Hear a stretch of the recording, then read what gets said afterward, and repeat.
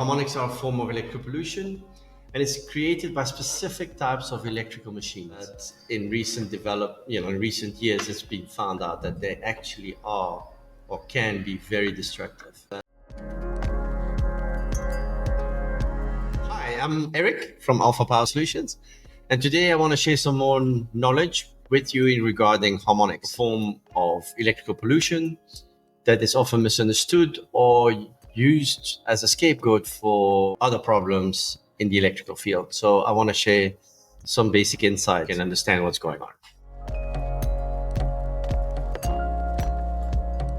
So like I said, harmonics are a form of electrical pollution, and it's created by specific types of electrical machines, such as variable speed drives, UPS, solar inverters. It's a range of equipment that has similar technologies, and a byproduct of their performance is a secondary frequency that is the harmonic. It's a multiple of the base frequency.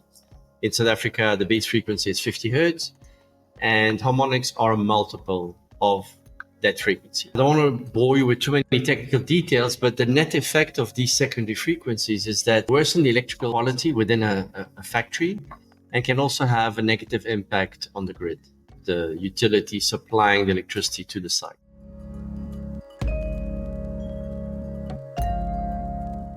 So the typical symptoms that you will see on sites that have unacceptably high harmonic levels is that electrical cables overheat for no apparent reason. They were correctly sized, but they now start overheating, so it doesn't make sense. You have supply transformers that overheat.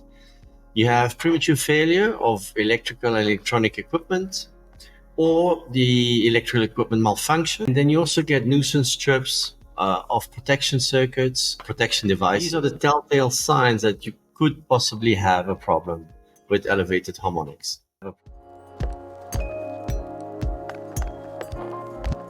So the consequences of not addressing elevated harmonic levels is you can have insulation failures on transformers, on electrical cables, on circuit boards. Many devices are affected by these secondary frequencies or these harmonics. You can have additional electrical failures of electronic equipment or electrical equipment.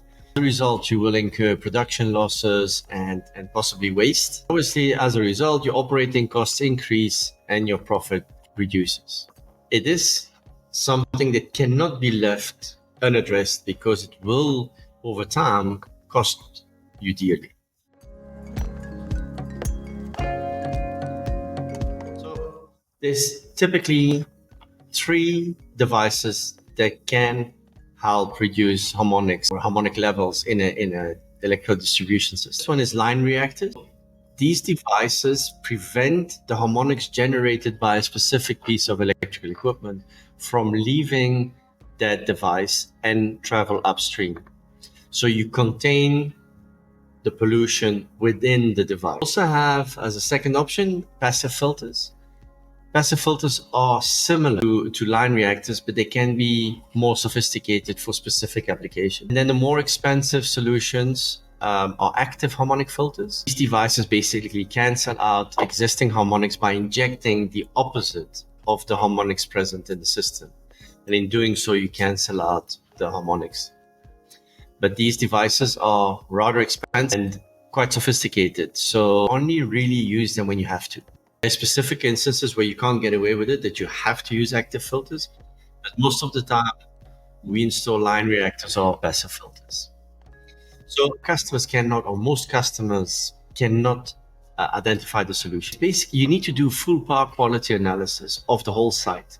Find the main culprits and address those, the 80-20 rule. So you find the biggest polluters and you fix their problem. And in doing so, you improve the overall harmonic level of the site.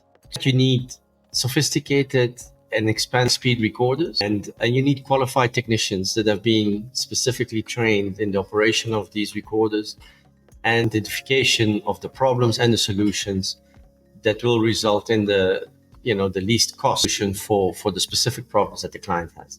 So it's not something that you can buy off the shelf. You need data, you need to do an analysis, and it's no off-the-shelf thing you can buy in most instances.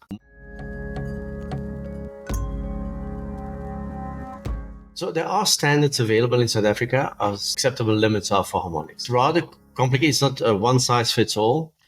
So you need to really go into depth and really harmonics, because there's so many different harmonics. You have to identify which one is the problem, which one exceeds the limit, and then identify the solution. Again, it's not something that, unless you have the required test equipment and technical expertise, it's impossible for you to actually know whether or not you could. There is an additional phenomenon. There's an additional phenomenon where new range of high frequency harmonics have come into play due to new technical developments, and they're called super harmonics and supraharmonics. Are still a multiple of the base frequency, but they're the much higher frequency. And in the past, we thought not to cause any harm.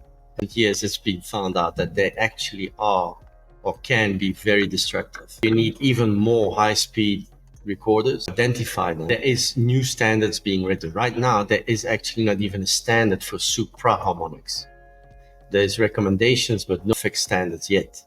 And definitely not in South Africa. I'm aware of standards being written in Europe, but in South Africa, we don't have any standards yet.